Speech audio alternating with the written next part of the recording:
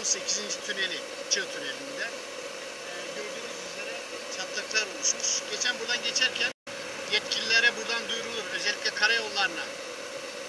Tunceli, Erzincan karayolu arasında Tunceli'den çıkıp Nazımmiye yol ayrımını geçtiğinizde 18. Çığ Tüneli maalesef çatlaklar yüzünden artık dökülüyor.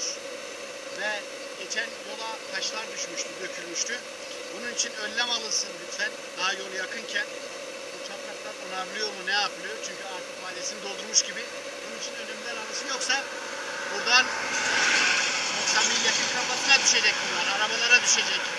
Hasara neden olacak. Belki can kaybına neden olacak.